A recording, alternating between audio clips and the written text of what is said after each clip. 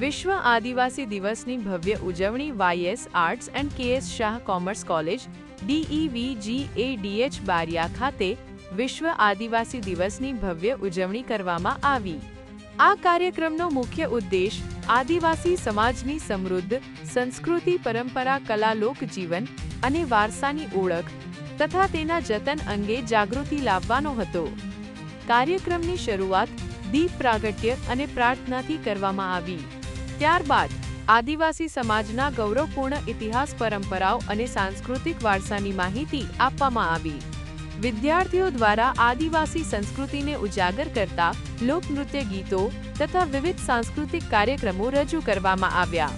કોલેજના principal MN Gohil સાહેબે આદિવાસી સમાજના શિક્ષણ, વિકાસ અને રાષ્ટ્ર નિર્માણમાં રહેલા મહત્વના યોગદાન અંગે માર્ગદર્શન આપ્યું તથા RB પટેલ તથા DM વણકર તથા MC નિસરતા તથા પુષ્પાબેન ગોઠડિયા આદિવાસી સંસ્કૃતિ વિશે સમજાવવામાં આવ્યું। આ કાર્યક્રમમાં કોલેજના સેક્રેટરી એવા વિનુભાઈ મહેતાએ હાજરી આપી કાર્યક્રમની સુંદરતા વધારી। કાર્યક્રમ દરમિયાન કોલેજના અન્ય અધ્યાપકોએ અને વિદ્યાર્થીઓએ ઉત્સાહપૂર્વક ભાગ લીધો હતો। આ પ્રસંગે આદિવાસી સંસ્કૃતિ અને પરંપરાઓ પ્રત્યે ગૌરવ તથા સન્માનની ભાવના જોવા મળી હતી। સમગ્ર કાર્યક્રમનું આયોજન કોલેજના અંબાલાલ રાઠવા સાહેબ દ્વારા સુંદર રીતે કરવામાં આવ્યું હતું।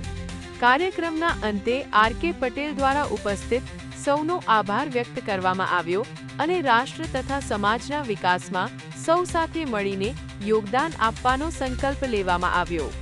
સોની Hemant Kumar, Vinodlal, NEET 24 news, Gandhinagar. Daily news update માટે NEET 24 ને સબસ્ક્રાઇબ કરો।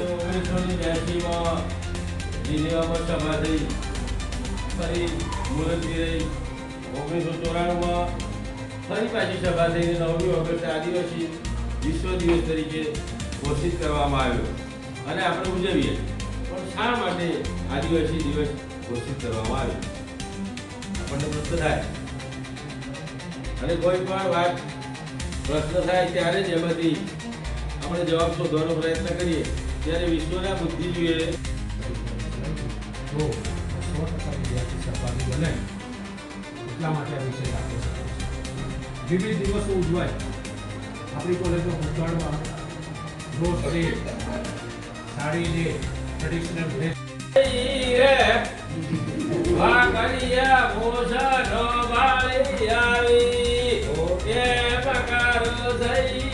પછી મનનો ભાવ દર્શાવે। અહીંયા પોતાના દાદાને કહે છે, અહીંયા આ યુવતી કે જાતીરું એમ લાગે ઓકે મકારો થઈ રે જાતીરું લાગે, પણ ત્યાં આ સમાજની સંસ્કૃતિમાં મર્યાદા છે એટલે ત્યાં આટલું ગાયને પાછી કહે મારી રે બાપા નો ગાણું લાગે ઓકે મકારો।